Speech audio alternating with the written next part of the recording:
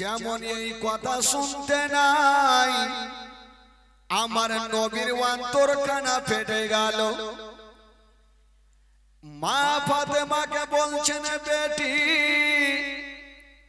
চিন্তা করো না মা, তোমার বাড়িতে খাবার নাই তো কি রে মা,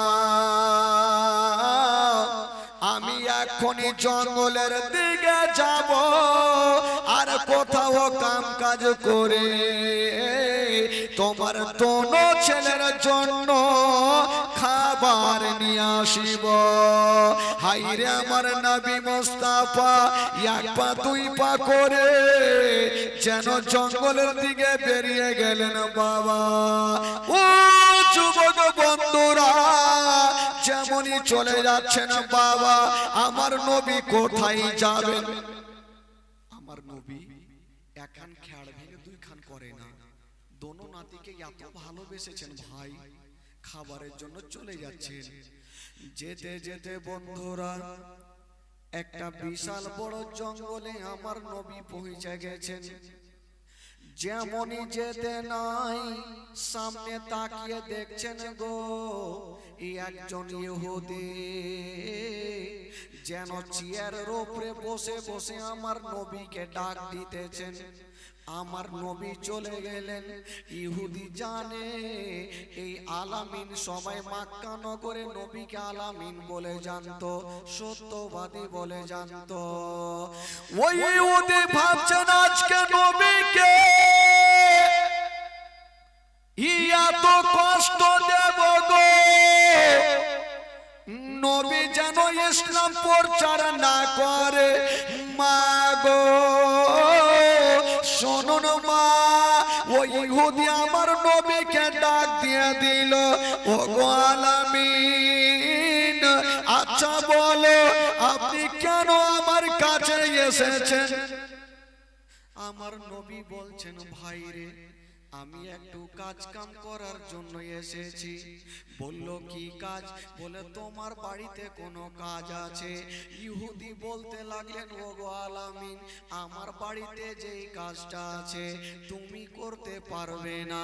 বলল কি কাজ?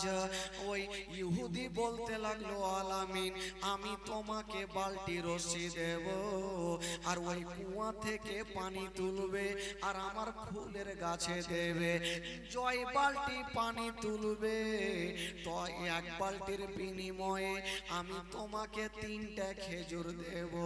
আমার নবী ভাবছেন, আল্লাহ আমার নাতিদের জন্য আমি কষ্ট করব।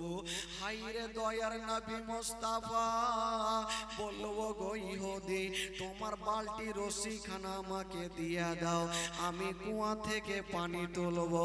আমার নবী পাক বালতিতে রশি খানা বেঁধে দিয়া একটা বালতি কষ্ট করে পানি তুলেছেন বাবা। আমার নবীর হাতখানা লাল হয়ে গেল, হাতে যেন ফোঁসা পড়ে গেল। হায়রে দয়ার নবী মুস্তাফা যেমনই এক বালতি পানি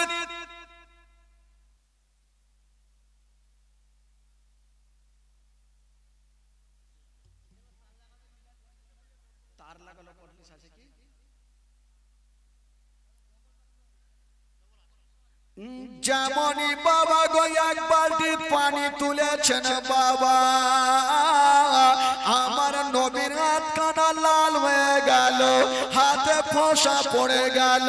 হায়রে দয়ার নবী মুস্তাফা সহ্য করতে পারে না, সেই নবী না হলে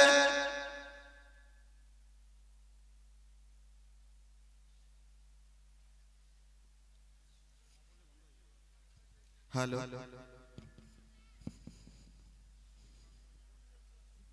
हेलो तार वाला जिनिस ना लिए আসলে হয়।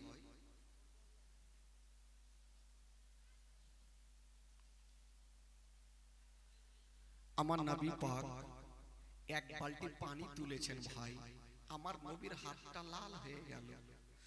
আমার নবী ভাবছেন, আল্লাহ আমি কষ্ট করে আর 9 বালতি পানি তুলবো। এক এক করে করে যখন 9টা বালতি পানি হয়ে গেল, পানি তুলছে আর আমার নবী ফুলের গাছে দিচ্ছেন। এই করে করে লাস্টের বালতি যেমনই পানিতে ডুবাতে গেছে, বাবা গো অর্ধেকটা তুলেছে, কি এমন হয়ে গেল যে রশ্মিখানা দিয়ে বালতিটা তুলতেছিল, ওই রশ্মিখানা ছিঁড়ে বালতি যেন কুয়াতে পড়ে গেল। যেমনই কুয়াতে পড়ে গেছে, হায়রে ইহুদি আমার নবীর কাছে দৌড়িয়ে চলে গেল। ও আলামিন বলো, আমার বালতি কেন তুমি পানিতে ফেললে বলো?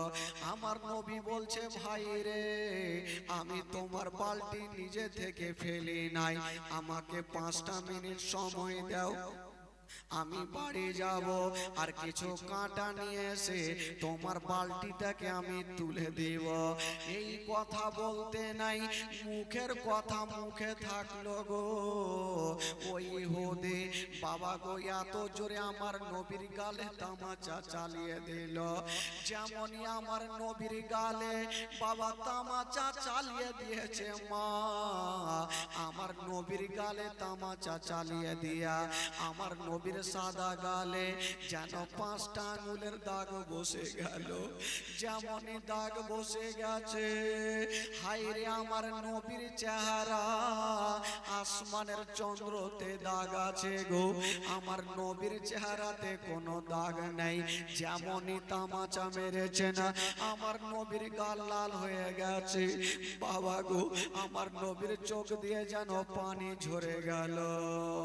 হায়রে নবী আমার যেন কাঁদতে আরম্ভ করেছেন, আল্লাহ আমি কোনো অন্যায় করিনি গো আল্লাহ। বালতি রশি ছিঁড়ে যাওয়ার ফলে আমার গালে তামাচা মেরেছে, আল্লাহ গো আমি সহ্য করতে পারি না। যেমনই তামাচা চালিয়েছে, ও যুবক বন্ধুরা, যদি কেউ আমার গালে মারে গো, আমি নিজের হাতখানা আমার গালে দিয়ে দেব। কিন্তু আমার নবী রাহমাতুল লিল আলামিন কেমন ছিলেন, নিজের হাতখানা নিজের গালে দিলেন না। বাবা গো, ওই ইহুদির হাতখানা ধরে বলছে, ভাই রে, তুমি তো আমার গালে এত জোরে তামাচা মেরেছো, তোমার হাতে কি ব্যথা হয়েছে? বাবা গো, আমার নবী মুস্তাফা ইহুদির হাতখানা ধরে যেন বাবা সাহালিয়ে দিচ্ছে। ওই নবীকে কেমন করে ভুলবেন গো, যেই নবী নিজের গালে না হাত দিয়া ইহুদির হাতখানা ধরে সাহালাচ্ছে। যেমন ইহুদির হাতখানা ধরেছেন বাবা, ওই ইহুদি কাঁদতে লেগেছে, জানি না ওই নবীর দিলে এত দয়া এত ময়া, নবীকে মারলাম, নবী নিজের গালে হাত নিয়া আমার হাতখানা সালিয়ে দিচ্ছেন। আমার নবী বলছে, ভাই রে, তোমার হাতে ব্যথা হয়েছে।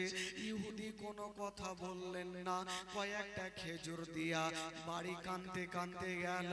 আর আমার নবী মুস্তাফা 30টা খেজুর নিয়া আস্তে আস্তে যেন বাড়ি ঢুকে গেল। ডাক দিচ্ছেন, বেটি ফাতেমা, ওরে বেটি ফাতেমা, একটু বাইরে আসো, আমি তোমার ছেলেদের জন্য খাবার নিয়ে এসেছি মা। যেমনই খাবার দিতে যাবে গো, খেজুর দিতে যাবে, ফাতেমা লক্ষ্য করে দেখছে না আমার নবী একখানা হাতকে নিজের গালের মধ্যে রেখেছে। ফাতেমা বলছেন, আব্বা গো, আপনার একখানা হাত গালে কেন রেখেছেন? আপনি একবার গাল থেকে হাতখানা টানুন। আমার নবী বলছেন, বেটি রে, আমি হাতখানা যদি টেনে নি তবে তোমার পা থেকে জমিন সরে যাবে মা, আমি টানতে পারবো না মা। হায়রে নবী নন্দিনী ফাতেমা বলছেন, আব্বা গো, আব্বা যতক্ষণ আপনি হাতখানা টানবেন না আমি খেজুর খানা নেব না। যেমনই হাতখানা আমার নবী টেনেছেন বাবা, হাই রে নবী নন্দিনী ফাতেমা বাপের চেহারা খানা দেখছেন আর বলছেন আব্বা গো আপনাকে কি আমার এত জোরে তামাচা মেরেছে আব্বা, আপনার গালে 5টা আঙ্গুলের দাগ বসে গেছে গো আব্বা। ওরে যুবকেরা রে, যেই নবী না হলে আসমান জমিন সৃষ্টি হতো না, যেই নবী না হলে গাছপালা সৃষ্টি হতো না, ওই নবী মুস্তাফার গালে তামাচা দিয়ে আমার নবীর গালটা যেন লাল লাল হয়ে গেছে। হাই রে নবী নন্দিনী ফাতেমা বাপের গালখানা সাহালিয়ে দিচ্ছেন আর বলছেন আব্বা গো কোন দুরাচার আপনার গালে তামাচা মেরেছে আব্বা। আমার নবী বলছেন বেটি রে, আমাকে যে মেরেছে রে মা, আমি তাকে ক্ষমা করে দিয়েছি রে মা। মা বেরাদার বন্ধুরা, বাপ বেটিতে কথা চলছে গো, আর এ মামা হাসান হোসেন যেন চলে আসিল। নানা গো, নানা নানা আপনার গাল লাল কেন নানা, কি আপনার গালে তামাচা মেরেছে নানা? বলছেন আমার নাতিরা আমাকে পরে জিজ্ঞেস করবে, আগে তোমরা খাবার খেয়ে নাও, কারণ তোমরা যদি খাবার না খাও তবে আমার কলেজা খানা কাঁদবে। বাবা গো, হাই রে নবী মুস্তাফা দোনো নাতিকে খাবার খাওয়াচ্ছেন বাবা, কতটা ভালোবেসেছিলেন মা। বেরাদার বন্ধুরা, হাই ও গো মা বোনেরা, মা ফাতেমা বাপের হাতখানা সাহালিয়ে দিচ্ছে না আর বলছেন আব্বা গো আপনাকে যে মেরেছে তার বিচারটা কি হবে আব্বা? তবে বেরাদার বন্ধুরা, যে ইহুদি আমার নবীকে তামাচা মেরেছিল তার কি অবস্থা হয়েছিল বাবা? যে আমার নবীকে তামাচা মেরে যখন বাড়ি ঢুকলো বন্ধুরা, ওনার বিবি বলছেন স্বামী গো আপনি যেই লোকটাকে তামাচা মেরেছেন ওই লোকটা সাধারণ হতে পারে না, ওই লোকটা হলো শেষ জামানার নবী, আপনি কেমন করে তামাচা মারলেন? বলছেন বিবি রে দেরি করো না, আমার বিচার আমি একটা বিশাল বড় অন্যায় করে ফেলেছি। যে নবীর দিলে এত দয়া এত ময়া, যে নবীকে আমি তামাচা মেরেছি ওই নবী নিজের হাতখানা নিয়া আমার হাতখানা সাহালিয়ে দিয়েছে। ওটা সাধারণ ছেলে হতে পারে না, ওটা হলো শেষ জামানার নবী। তবে ইহুদি বলেছিল না বিবি রে, মানুষ যখন অন্যায় করে তখন তার শাস্তি দেয়। আমি অন্যায় করেছি, আমি কোন মডেলের কাছে যাব না, কোন সর্দারের কাছে যাব না, একখানা হাসুয়া বার করে নিয়া ইহুদি নিজের হাতখানা, যেই হাতে আমার নবীকে কষ্ট দিয়েছিল ওই হাতখানা বাবা গো হাসুয়া নিয়ে কেটে ফেললো, আর কাটা হাতখানা লিয়া আমার নবীর দরবারে কাঁদতে কাঁদতে চলে গেল। ইয়া রাসূলুল্লাহ, ইয়া হাবিবাল্লাহ নবী গো আমি বিশাল বড় ভুল করে দিয়েছি। ইয়া রাসূলুল্লাহ, ইয়া হাবিবাল্লাহ নবী গো আপনি আমাকে ক্ষমা করে দিন। তবে নবী গো আপনাকে মারার কারণে এই যে আমার হাতখানা কেটে ফেলেছি, আমি কাউরি কথা শুনবো না, আবু জেলের কথা শুনবো না, উতবা সাইবার কথা শুনবো না, আমাকে কালেমা পড়াইয়া আপনি মুসলমান বানিয়ে দেন। বাবা গো আমার নবী মুস্তাফা ওই ইহুদিকে কলমা পড়ালেন, আর আমার নবী মুস্তাফা একটু থুথু মোবারকা নিয়া ইহুদির কাটা হাতে লাগিয়ে দিল। যেমনই হাতে লাগিয়ে দিয়েছেন বাবা ওই ইহুদের কাটা হাত ভালো হয়ে গেল। জোরে বলুন, একটু মহব্বতে বলুন সুবহানাল্লাহ। যিনারা এখানে বসে আছেন ভাই একটু দুটো হাত তুলে বলুন তো সুবহানাল্লাহ। আপনাদের ঘুম লাগছে নাকি? ঘুম লাগছে? একটু বলুন হ্যাঁ করুন। ঘুম লাগছে নাকি? হ্যাঁ, ঘুম লাগলে কি আর হাত উঠায়? চাচা কথা ঠিক বলেছে। আর কিছু কিছু জায়গাতে জীবনী আমি যা দেখছি, দিনাজপুর মালদা ডিস্ট্রিক্টের মধ্যে সব থেকে এখানকার ভাইরা খুব ভালো, কারণ অন্য অন্য জায়গাতে 12টা বাজলে একটা লোক থাকে না, থাকে শুধু গ্রামের ইমাম আর হয়তো মাইকম্যান, সব বাড়ি গিয়ে ঘুমিয়ে যায়। এখানে 12টা বেজে গেল, একটাও লোক যায়নি ভাই, সবাই বসে আছে। তবে জালসা চলাকালীন যদি কেউ উঠাউঠি করে তো বক্তার এমনিতে মিজাজ খারাপ হবে। এক জায়গাতে জালসা চলছে জানেন, আর মিডিলে একটা লোককে লাগলো প্রচুর হারে পায়খানা, ও কিন্তু মাথা তুলছে ভাই, আর মাওলানা জালসা জমেছে, ও রাগের মাথায় বলছে এ কিন্তু ভয় বসে গেছে, সব থামা যাবে ভাই, পায়খানা থামা কিন্তু মুশকিল আছে। আবার মাথা তুলছে, 10 মিনিট পর আবার মাওলানা বলছে ওই, আবার বসে গেছে। এই লোকটা ভাবলো বাড়িতে ঘুমাইতাম ভালো ছিল, কোন মাওলানার জালসা শুনতে আসলাম যে এই পায়খানাই বন্ধ করে দিল। হঠাৎ করে কারেন্টটা কিন্তু চলে গেছে, এই ভাবলো অন্ধকারে ভাগতে হবে। এ উঠে ভাই সামনে চলে এসে দেখছে কোন দিকে যাব, চতুর্দিকে লোক আছে। 8 নম্বরের জুতা পড়েছিল, এই জুতাতে কাম সেরে দিয়ে মিডিলে যে বসে গেছে। মাওলানা সাহেব, এ বান্দা সারা রাত থাকবে, ভাগবে না। ভাগবে কেন, ও তো কাম সেরে ফেলেছে। আর আসলে জানেন ওই জুতাটা সাধারণ লোকের ছিল না, যে মাওলানা জালসা করছিল ওয়ারি জুতা। মাওলানা সাহেব ভাবলো জালসা শেষ করে বাড়ি যেতে হবে, যেমন স্টেজ থেকে নেমে পা ভরেছে তো খাচাং করে উঠেছে। এই শীত কোনটা থেকে আসলো রে ভাই। তো যাকে ভাই, আপনাদের মনটা এখন চাঙ্গা হয়ে গেছে, একটু মনটা চাঙ্গা করতে হবে, কারণ রাত 12টা বেজে গেলে এমনিতে 12টা বাজে, তো মনটা চাঙ্গা করতে হবে। এবার এই যে আপনারা এতগুলো দান করেছেন, এটা জালসা হচ্ছে মসজিদের উন্নতি কল্পে, নাকি মসজিদ না মাদ্রাসা? মসজিদ উন্নতি কল্পে জালসা। তবে একটা ছোট্ট করে দান সম্পর্কে ঘটনা হবে, আমার মা বোনদের ঘটনা। মা গো একটু শুনেন মা, ঈমান তাজা হবে মা, আর আপনাদেরই ঘটনা, শিক্ষার মা। আচ্ছা এই গ্রামের নামটা কি গো? নহরা। আচ্ছা এই গ্রামে কোন মডল সর্দার আছে কি নেই? জোরে বলুন, আছে কি নেই? মডল সর্দার নেই? বিনা মরলে গ্রাম চলছে? আছে আছে, তবে হয়তো কেউ মানে না, হতে পারে। হ্যাঁ আচ্ছা, 3খান বাকি আছে না?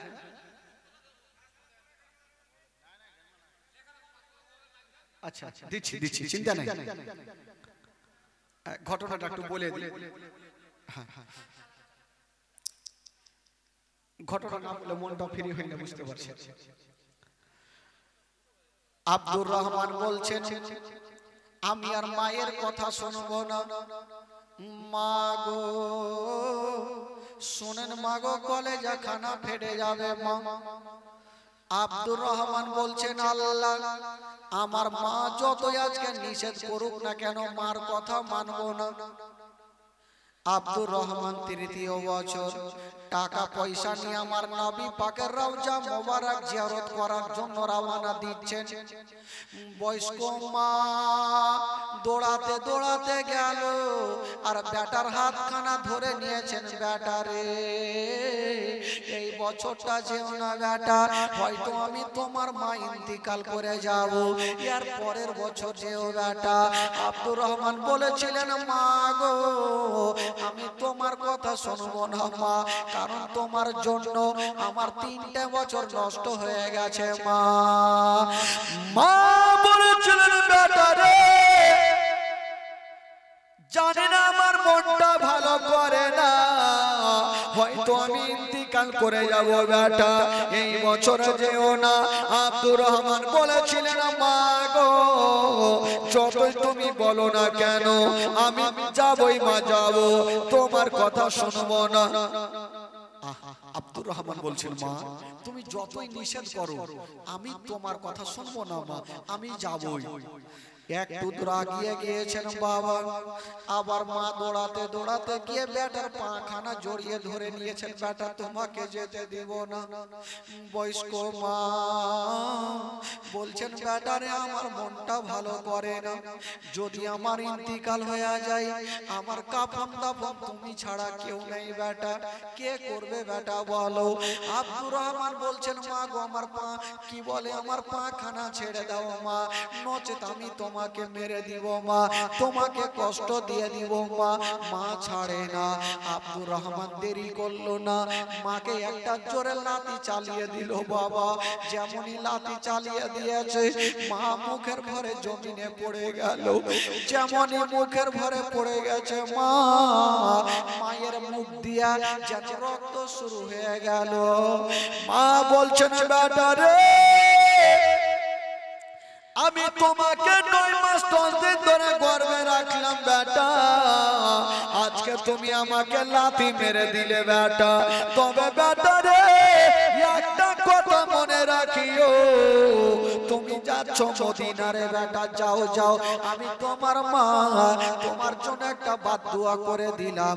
ওরে যুবক বন্ধুরা, মা যদি বাদদুয়া করে দেয় তবে মায়ের দোয়া কারেন্টের মতো কবুল হয়ে যায়।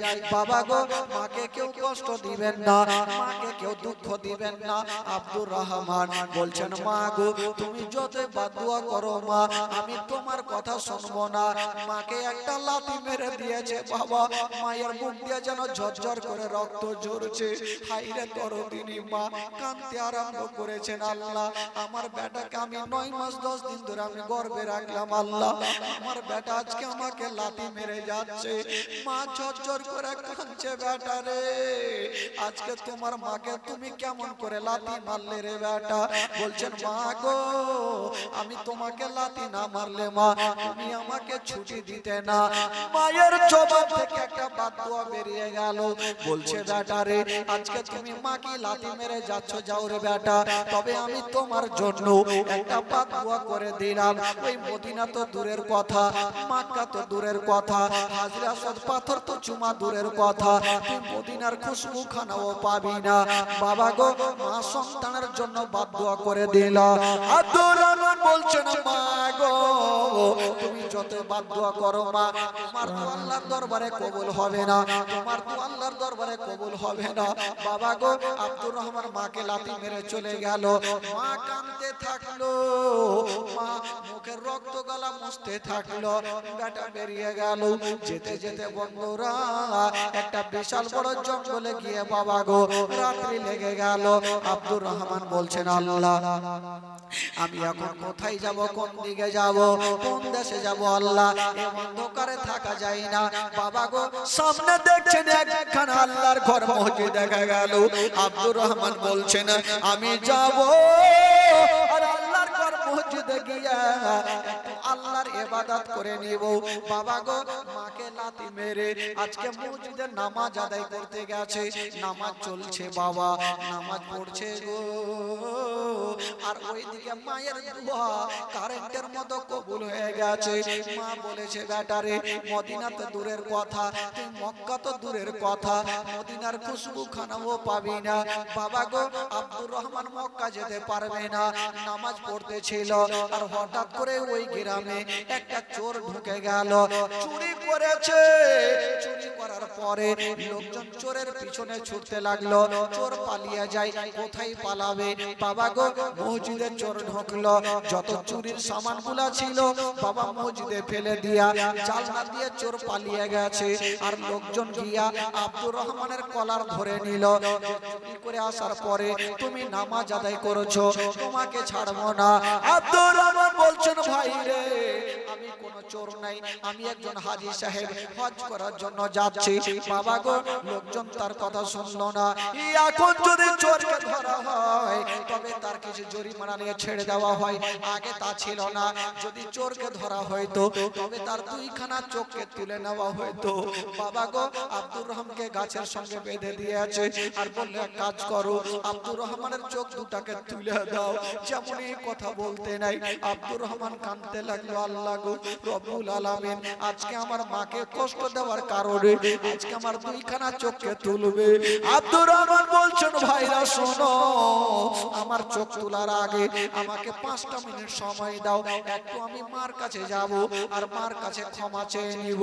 আব্দুর রহমান দৌড়াতে দৌড়াতে গেল, মায়ের কদমের নিচে পড়ে গেছে। বাবা গো, মা ওই গ্রামের লোকজনকে বলছে শোনো গো, আমার সন্তানের চোখটা তুলবে না, যদি পারেন গো তবে আমার চোখটা তুলে নেন, আমার সন্তানের চোখকে তুলবে না। কেন মা বলেছিল? মা বলছেন আল্লাহ আমার চোখের সামনে আমার সন্তানের চোখটা তুলবে, আমি মা সহ্য করতে পারবো না। বাবা গো ওই মা কেমন ছিল, ওই মাকে কেমন করে ভুলবেন বাবা? দেখছেন মায়ের মুখ দিয়ে কোনো রক্ত বের হচ্ছে, তবুও সন্তানের জন্য মা ভালো দোয়া করছে, তবুও সন্তানের জন্য মা ভালো চাইছে। ও যুবক বন্ধুরা, ও গো মা বোনেরা, ওই মাকে কষ্ট দিবেন না বাবা গো। ও যুবকেরা, একটা কথা বলে দি বাবা, যার মা বাবা বেঁচে আছে গো, যদি পারে তবে মায়ের কদমে একটু চুমা দিয়ে দিবে। জোরে বলুন, যদি পারেন তবে মায়ের কদমে চুমা দিবেন বাবা। মাকে কেউ কষ্ট দেবেন না, মাকে কেউ দুঃখ দিবেন না। ও যুবক বন্ধুরা, ও আমার মা বোনেরা, তবে একটা কথা বলে দিই, মায়ের কদমের নিচে জান্নাত, সন্তানের জান্নাত। মা যদি সন্তানের জন্য আল্লাহ দরবারে দোয়া করে দেয়, তবে মায়ের দোয়া কারেন্টের মতো কবুল হয়ে যায়। ও যুবকেরা, এই জন্য তো বাবা গো বাংলা কবি লিখেছেন বাবা। বেরাদার বন্ধুরা, বাংলা কবি লিখেছেন, একবার মহব্বতে বলে দিন সুবহানাল্লাহ। একবার জোরে বলুন, এরকম করে সুবহানাল্লাহ বলে চলবে। একটু জোরে বলুন সুবহানাল্লাহ। ও মায়ের এক ফোঁটা দুধের ঋণ শোধ হবে না কোনদিন। ও মায়ের এক ফোঁটা দুধের ঋণ শোধ হবে না কোনদিন। জনম জনম তোরে করিলে সাধনা, দয়াবতী দরদিনী মা, দয়াবতী দরদিনী হয় আমার মা, দয়াবতী দরদিনী মা। ও মায়ের এক ফোঁটা দুধের ঋণ শোধ হবে না কোনদিন। জনম জনম তোরে করিলে সাধনা, দয়াবতী দরদিনী মা, দয়াবতী দরদিনী হয় আমার মা, দয়াবতী দরদিনী মা। সন্তান ভূমিষ্ঠ হলে পরে মানাই তারে কোলে তুলে, কষ্টের কথা মায়ের আর মনে থাকে না। সন্তান ভূমিষ্ঠ হলে পরে মানাই তারে কোলে তুলে, কষ্টের কথা মায়ের আর মনে থাকে না। আবার একটি সন্তানের দায় কত মাঝ প্রাণ হারায়, আবার একটি সন্তানের দায় কত মাঝ প্রাণ হারায়। সে মাকে কোনদিন তোমরা বলো না, দয়াবতী দরদিনী মা, দয়াবতী দরদিনী হয় আমার মা, দয়াবতী দরদিনী মা। মায়ের গুণের বরকত কত, যদি বলি বছর শত, তবু না ফুরাই মায়ের গুণের বর্ণনা। আমার মায়ের গুণের বরকত কত, যদি বলি বছর শত, তবু না ফুরাই মায়ের গুণের বর্ণনা। আবার সে হয় জগতের সেরা, মায়ের নিন্দা করে না সেই মাকে কোনদিন তোমরা ভুলো না দয়াবতী দরদিনী মা দয়াবতী দরদিনী আমার মা দয়াবতী দরদিনী মা আল্লাহুম্মা সাল্লি আলা